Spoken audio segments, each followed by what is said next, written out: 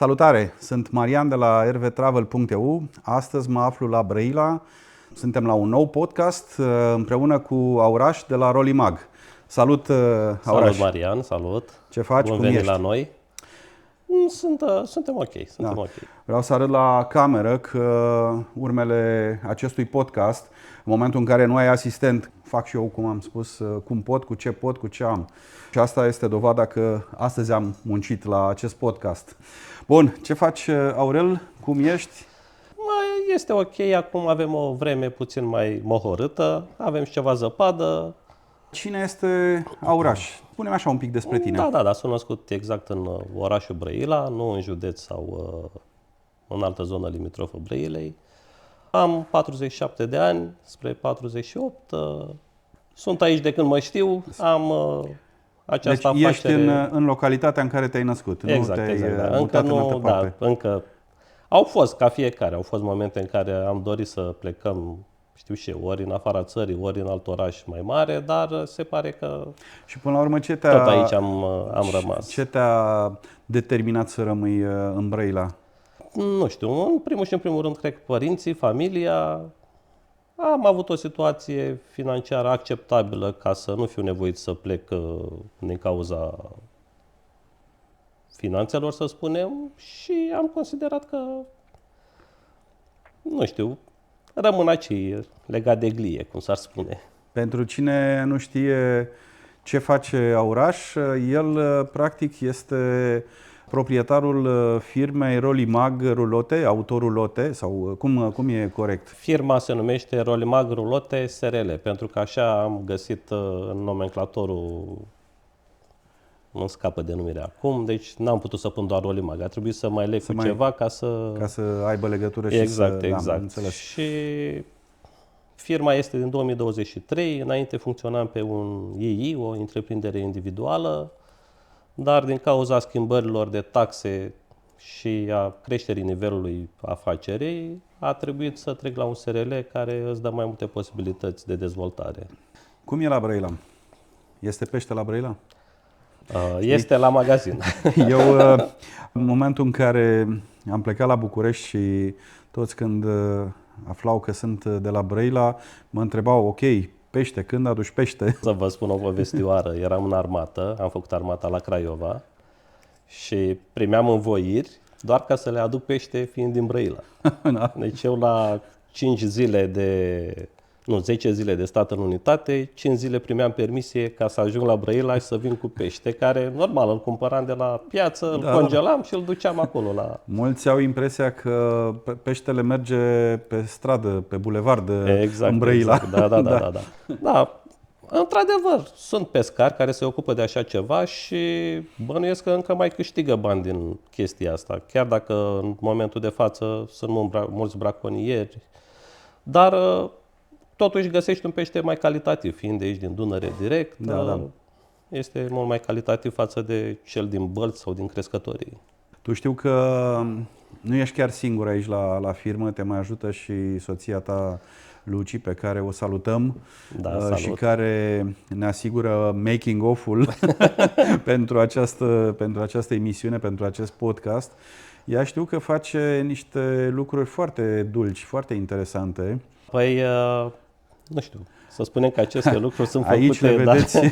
Aici le vedeți o mică parte din ceea ce face Luci. Dar noi, nu neapărat Luci, noi mai facem și o distribuție de fursecuri în orașul Brăila și cu ajutorul celelalte afaceri, să spunem, am putut să o creștem pe aceasta, care este legată de domeniul rulotismului. Înțeleg că vă ocupați împreună de lucruri bune și dulci și bune, adică rulotism și dulciuri. Și îndulcim și că unii clienți de la magazin ne știu și cu aceste produse, pentru că tot le-am expus și la diferite festivaluri. Și la RVFest ați fost cu ele și probabil și anul ăsta la Acriș, acolo vom beneficia de dulciurile de la voi. O să fim prezenți și cu ceva dulciuri. Deci, atenție că ai confirmat acum în podcast că veți fi prezenți. Sper să nu În lipsiți. fiecare an am fost prezenți și o să fim, atâta timp cât vei organiza, o să fim și noi prezenți. Știu că voi sunteți o prezență constantă la evenimentele pe care le organizez eu.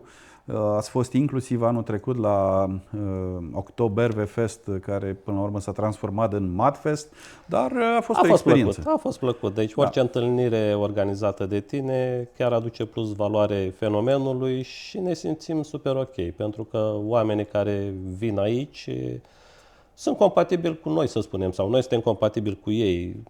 Suntem, nu știu, venim cu plăcere oriunde în țară sau oriunde s-ar organiza asemenea festivaluri. Cum este turismul în Brăila, în general?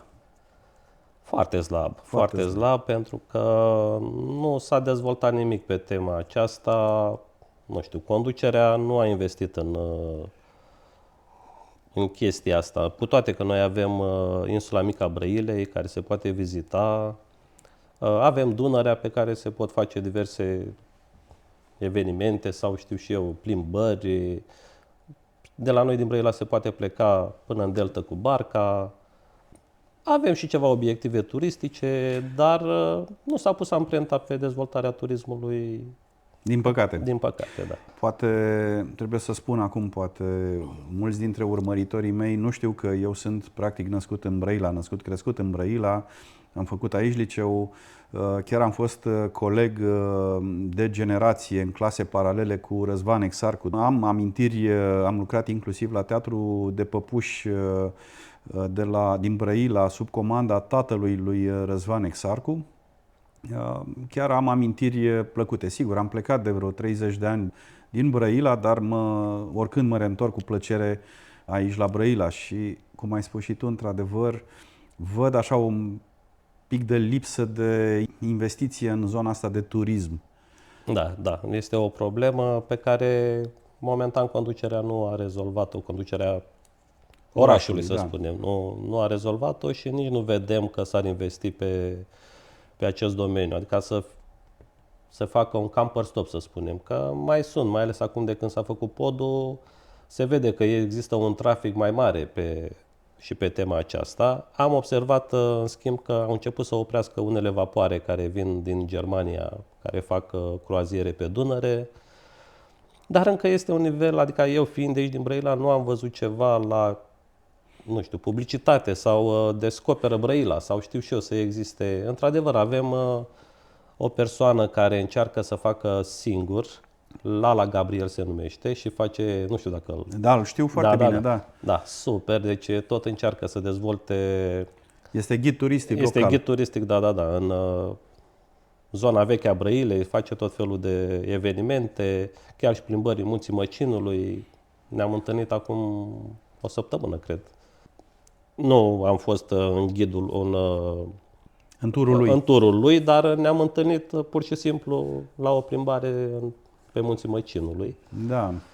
Dar îmi pare rău că autoritățile nu se implică mai mult în promovarea și dezvoltarea acestui segment, pentru că mă refer la turism aici, pentru că ar putea aduce niște bani frumoși la bugetul local. Orice persoană care vine, cum ne ducem noi și vizităm alte orașe, întotdeauna mai consumi ceva la un restaurant, mai intri la un muzeu, mai intri, nu știu, la o grădină botanică sau diverse. Adică dacă te duci într-un oraș, cum vizităm noi alte orașe, Oradea, Timișoara și multe altele, lăsăm ceva bani acolo, sigur, care se adună la bunăstarea totală a comercianților, să spunem, cel puțin. Da. Și implicit al autorităților, pentru că se plătesc niște taxe. Exact. Bun. Știu că Brăila are multe de oferit, începând de la muzee, de la parcuri frumoase, obiective turistice, sunt Castelul de Apă, Grădina Mare. A fost în renovare, este aproape finalizat și o să existe și un centru astronomic. Un centru astronomic pentru... pentru Da, am înțeles. vizionarea stelelor. Și... Da, foarte interesant. Plus, Casa Panaiti Strati, sunt mai multe obiective Da, turistice. eu am făcut și un grup cu obiective turistice din Brăila și împrejurimi, în care tot așa încerc să dezvolt și să duc mai departe, să fie cunoscută Brăila și din spectrul ăsta de turism. Există Poate și... măcar o persoană, dacă a ajutat și acest grup să aduce în Brăila, să vină în Brăila să vadă. Sigur. Există și Lacul Sărat, care e o stațiune destul de... Da, a început și aceasta pentru că, ca la noi, Consiliul Județean nu s-a împăcat cu primăria de acolo care îl administrează. Au fost ani de zile de Am văzut că a lăsat început în parașă, ușor dar ușor acum renoveze. au găsit o modalitate de a colabora și, într-adevăr, s-a făcut acolo și un centru foarte, chiar de 5 stele, din câte știu eu, Da. cu bază de tratament și tot ce include. Spune-mi, în Brăila, dacă eu vin cu camperul, am unde să parchez pentru o noapte, de exemplu? Să zicem că ar fi 3 unități în care se poate campa. Ar fi în Lacul Sărat. Acum nu știu exact perioada în care funcționează fiecare. În Lacul Sărat este un mic camping care este făcut acum, luat în administrație de cineva care are mai multe hoteluri acolo și se poate campa. Ar fi 4-5 locuri, să spunem, de campare pe lângă căsuțe și ce mai au ei. La Donaris ar mai fi, să spunem că mai mult o livadă acolo și au și restaurant unde se mai poate campa. Off-camping, ca și denumirea așa, se găsește pe Park for Night. Sunt vreo 2-3 locații pe la malul Dunării, undeva în port. Cam astea le știu eu. Mi se pare că și în Unirea ar mai fi un mic camping făcut un fel de cu mini-zoo. Eu mai știu, chiar ieri am fost la un alt prieten de-al meu cu care mă știu de foarte mulți ani. Are hotelul Nemo, este vorba de Cătălin Hagiu, care e pasionat și de... Da, și au o mică parcare și ei acolo, nu? Exact, unde ei pot primi și...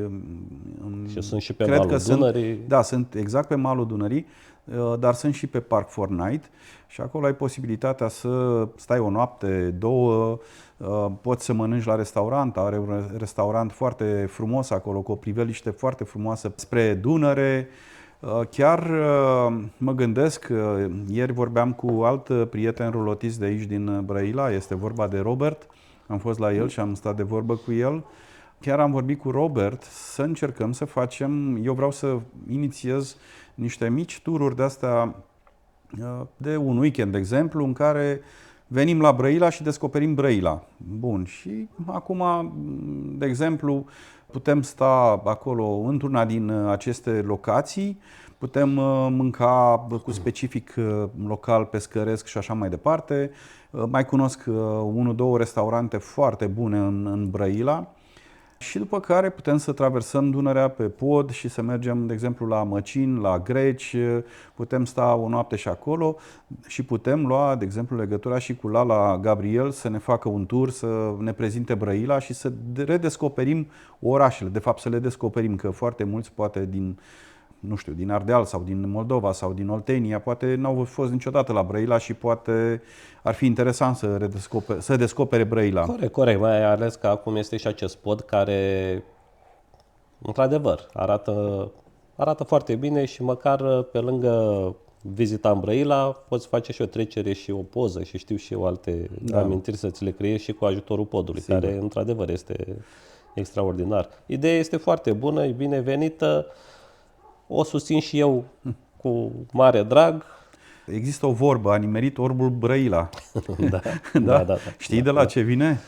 Această vorbă vine de la structura circulară a orașului Brăila. Dacă te vei uita pe harta Brăilei, cum este Dunărea, deci sunt străzile care pleacă de la Dunăre și ajung tot la Dunăre. Da. Și nu te poți rătăci, cam asta. Da, și toate drumurile principale venite din alte direcții, nu știu, dinspre Moldova, dinspre București, dinspre Buzău, toate ajung în centru, adică unde e ceasul. Ar fi un fel de evantai, să spunem. Exact, da. Și atunci, de aici vorba asta că a nimerit orbul Brăila, adică din orice direcție vii din țară, nimerești fix în centru Brăilei. Da. Unde este celebrul ceas al Brăilei.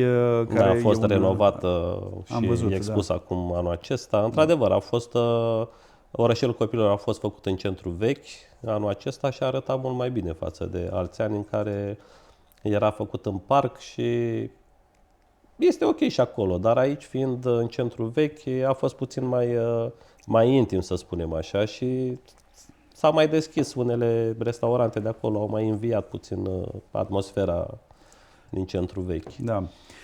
Când sau cum ți-a venit ideea să investești în zona asta de caravaning? Asta a fost, nu știu, pornirea a fost în 2018, când am luat prima rulotă. Ideea e că aveam nevoie de unele piese pentru a face upgrade-uri sau poate unele piese ale rulotei aveau ceva probleme și trebuiau înlocuite. În acel moment, căutând pe internet, nu erau foarte multe magazine în domeniu și nu erau atât de multe informații de piesele respective. Nu găseai. Au fost momente în care am comandat piese și pur și simplu nu se potriveau, pentru că nici site-ul respectiv nu avea informații utile și tehnice, să spunem, în care să-ți dai seama, da, într-adevăr, piesa respectivă îmi trebuie. Cam așa a pornit și ideea cu a face un magazin online cu produse pentru rulote, cu accesorii, și am început timid, am făcut un site micuț, am căutat furnizori, a durat ceva timp până am găsit furnizori de la care să cumpărăm echipamentele respective și să le putem revinde. În România nu există, din păcate, nici în ziua de astăzi furnizori mari la care să spui că poți apela și să-ți trimită produsul imediat. Văd aici pe masă că ai niște cataloge. Bănuiesc că ăștia sunt unii din furnizorii unii din tăi. Furnizorii mari. Da. Adică înțeleg că lucrezi cam cu toate brandurile mari din Europa. Nu chiar toate, dar o mare parte din ei încercăm să avem tot timpul sau să găsim și noi piesele pe stoc la furnizorii externi, pentru că sunt momente în care și la ei lipsesc, unele produse le găsim la un alt furnizor, poate chiar și prețul mai diferă, la unei au o promoție, sau este bine să lucrăm cu cât mai mulți ca să încercăm să aducem și o gamă cât mai variată de produse și să încercăm ca clientul final să fie mulțumit de produsul pe care îl achiziționează.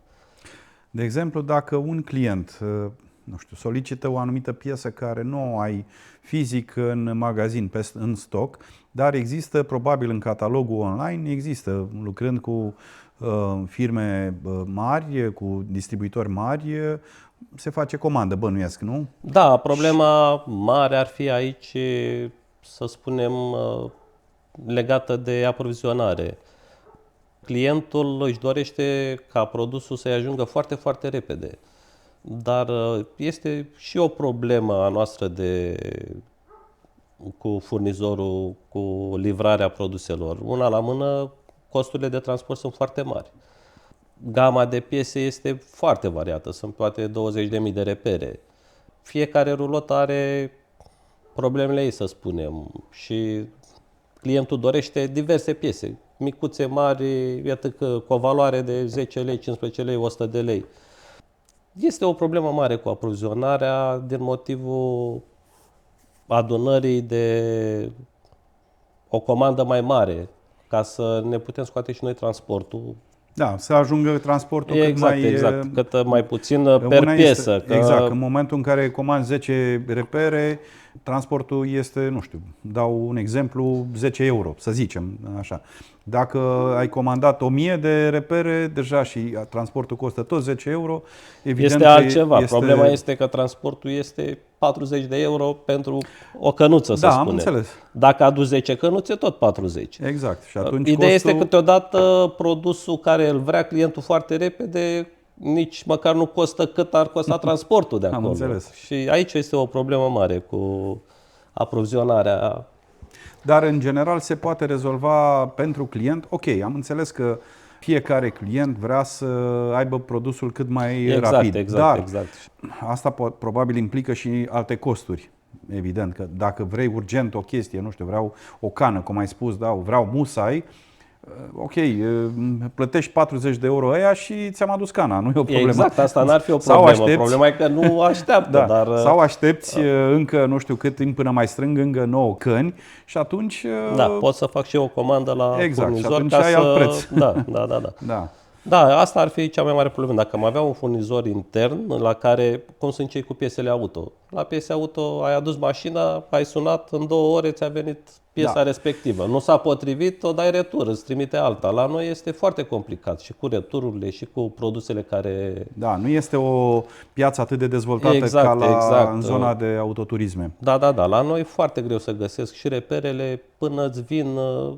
Numai transportul, din momentul când a dat comanda, durează din Germania, pentru că, într-adevăr, dacă tu comanzi ca și persoană fizică, îți vine mult mai repede. Dar la noi, când comanzi pe firmă, durează undeva între 7 și 10 zile, până se face factură, până o plătești, până se pune că se pune marfa pe palet de cele mai multe ori, până se pune la curierul respectiv, care o livrează, știu și eu. Știu din cât urmăresc eu coletul când se poate, că nu tot timpul avem datele, se mai schimbă prin Ungaria, tirurile, paletul, se mută, este destul de mare tevatura și dacă durează numai transportul lor 7-10 zile, noi când să le aducem în 3 zile sau... Da. De unde numele Rolimag? Eu am fost ajutat de un prieten din București pentru acest site, pentru că domeniul meu nu aveam nicio treabă cu partea asta de internet și de comerț online. Nu știu, am încercat noi mai multe variante. Rolimag ar veni, să spunem, roli de la rulote, rulotism și mag de la magazin. De la magazin. Da, și cam asta am undit noi și a ieșit un Rolimag. Am zis noi să semene și cu e-mag.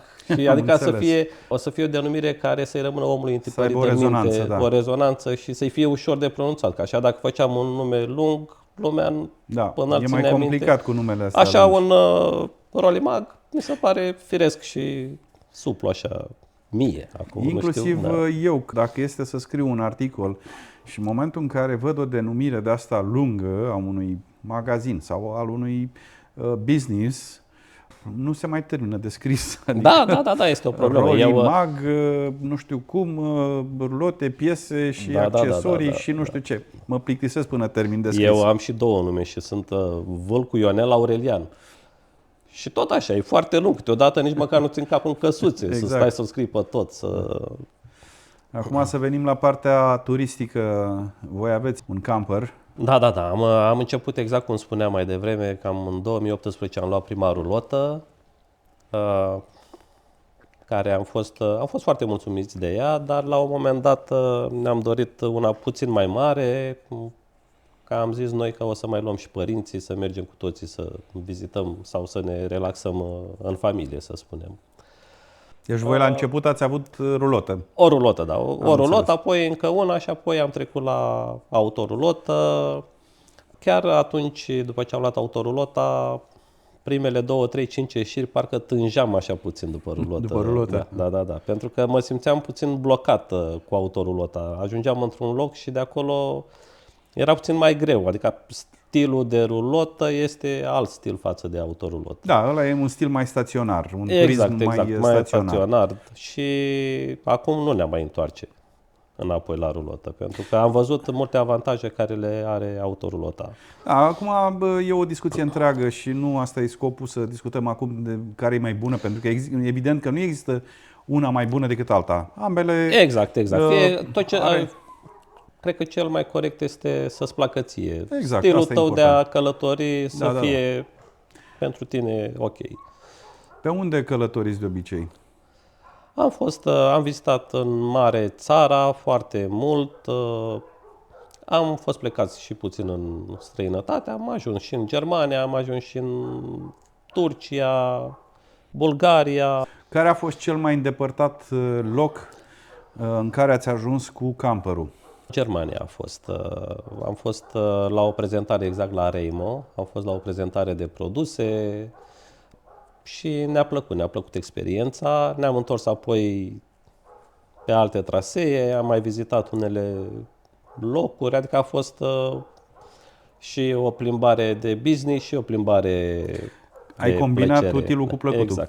Exact. Ceea ce eu fac de mult timp. Da. Păi, mai puțin nu acum, avem foarte mult timp la dispoziție. Aici ar fi încă o problemă. Ne-am dorit să călătorim mai mult, dar pur și simplu nu avem timpul necesar. Acum, business-ul e business și trebuie să fii prezent la un moment dat și exact, servici, ca să spun așa. Da. Eu, având serviciu mobil, eu folosesc camper vanul pe post de birou mobil. Așa că de multe ori sunt în călătorie, sunt cu camperul și atunci pentru mine e ok. Da, și noi așteptăm momentul în care o să crească business-ul atât de mult încât să avem angajați care să facă treaba care o facem noi acum. Creșterea este, nu pot spune că nu, dar mai durează puțin până o să ajungem la acest nivel în care să facă munca noastră altcineva.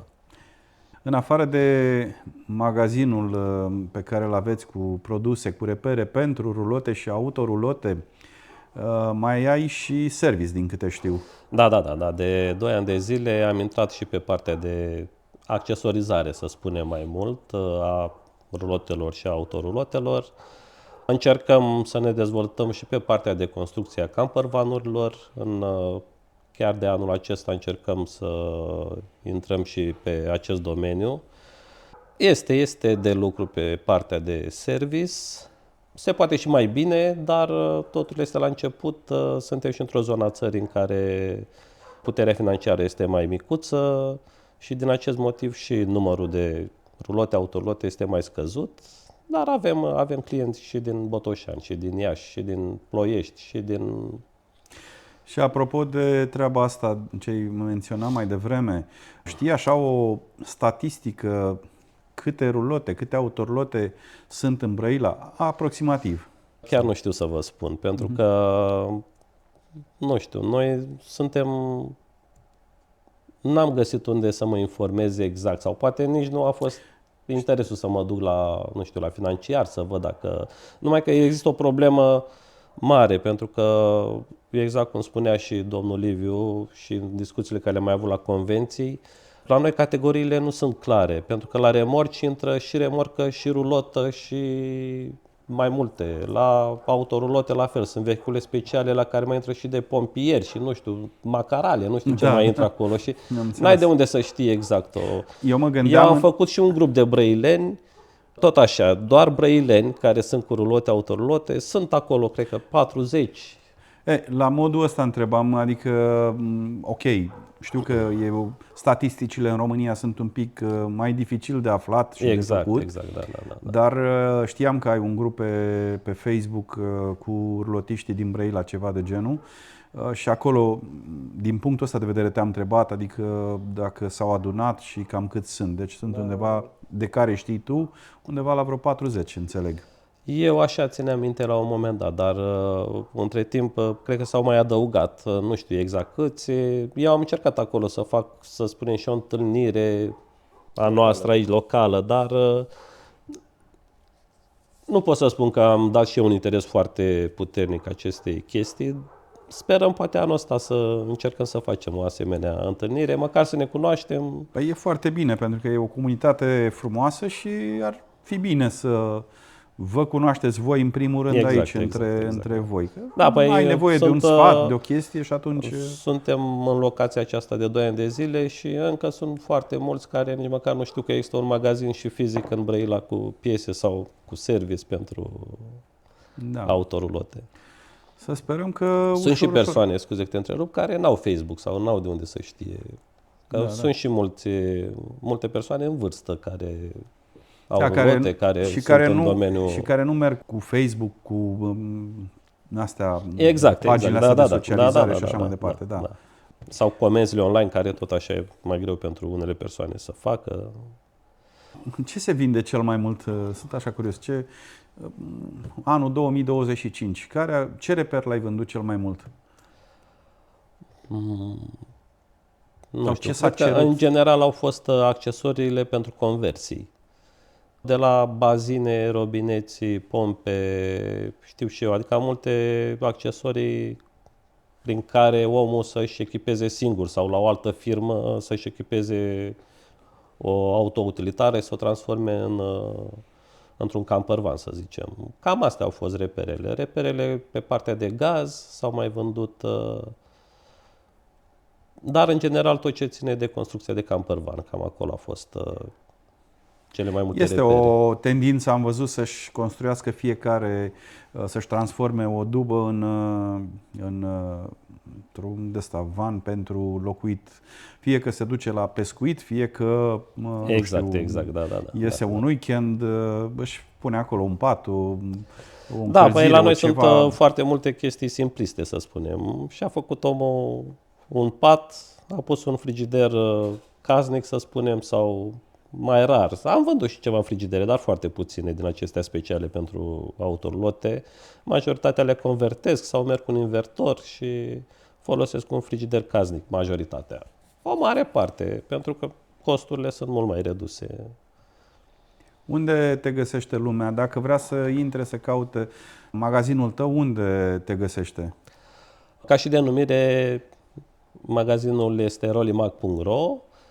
Acolo ne pot găsi din orice colț al țării. Și nu numai. Da, corect. Suntem în toată Europa, să spunem, Da. dar Unde în Europa mai acces, sunt. Da. Unde există acces la internet. Da, suntem și noi Oricine prezenți.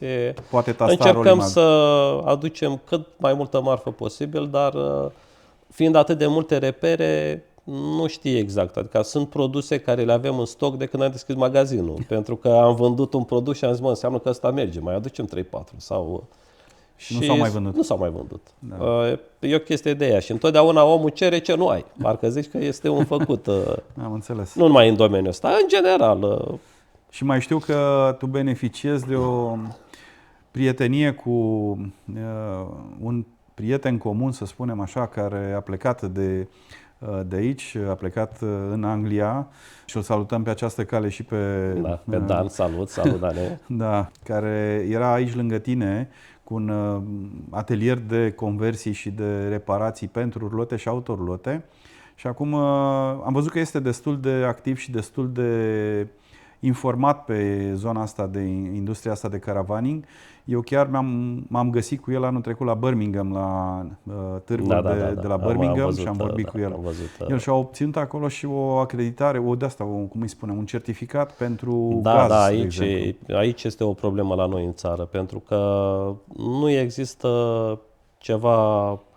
Nu există legislație. Exact, nu avem o legislație în domeniul acesta. Nu știi exact ce poți să te autorizezi, la ce instituție să te duci să fii autorizat pentru partea de gaz, să spunem, sau pentru montat de rezervoare GPL, chiar și pentru construcția de camper van-uri, într-adevăr, există o legislație pentru așa ceva, există cod Cayenne și toate astea, dar pentru accesorizări, pentru pus alte chestii pe autorulote, nu există o legislație concretă în care să spui, da, domnule, mă duc la RAR, mă autorizez pe ramura respectivă și nu mi-am nicio problemă. Într-adevăr, în Anglia, pentru fiecare ramură, să spunem, pe gaz, te poți autoriza, se fac niște cursuri, obții o diplomă, pe partea de electric, pe partea de electric de 12 V, de 220, adică acolo sunt reglementări clare, se știe ce poate face un atelier.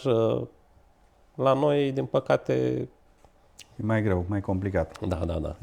Încă nu există o implicare, nu știu cum se poate face, este destul de greu. Bănuiesc că aici, probabil, asociația ar trebui să ia legătura cu autoritățile și să încerce să facă ceva. Nu știu, nu mă concep. În principiu, o asociație poate să facă lucrurile acestea. Nu poate să facă o firmă cum ești tu, te duci, nu te ia nimeni în seamă. Dar o asociație are această putere, să spun, să meargă să discute cu autoritățile. Eu așa cred. Abia aștept să vină Dan prin România, pentru că mi-a promis că va vrea să vorbească într-un podcast despre problemele astea și chiar îl aștept. Da. Noi mai discutăm pe un grup și, într-adevăr, ce soluții sunt acolo și ce rigurozitate există pentru a lucra la un camper van. Deci sunt niște chestii foarte, foarte concrete la ei acolo și Așa ar trebui să fie și la noi. Păi da, hai să-ți dau o mică chestie. Nu știu dacă o știi și nu știu câți dintre rulotiștii din România știu treaba asta. De exemplu, eu când am fost la Birmingham anul trecut, la NEC Caravan Show, am văzut acolo un stand cu un club din Anglia, da?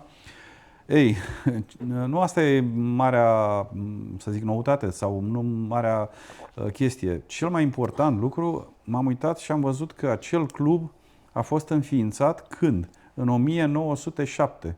Noi la vremea aia ceream pământ. Exact.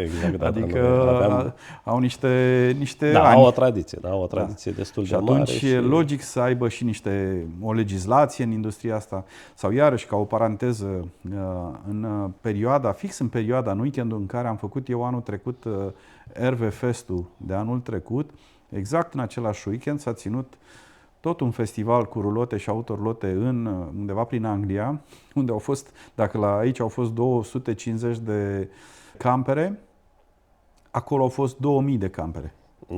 De RV-uri. Da, este o altă lume. Altă lume, da. Corect. Dar totuși, în principiu, și noi ne lovim de aceleași probleme la reparații, să spunem, cum se lovesc și ei. Și ar trebui să avem o legislație și noi cam facem pe genunchi, să spunem, totul e așa relativ. Chiar și informații legate de rulote, de autorulote, nu prea avem, de scheme electrice, sunt multe chestii care încă le facem pe genunchi, să spunem așa. Încercăm din experiență, dar nu avem un caiet de sarcini, să spunem, sau tot felul de chestii de astea care să ne ajute concret, să știi exact o instalație electrică.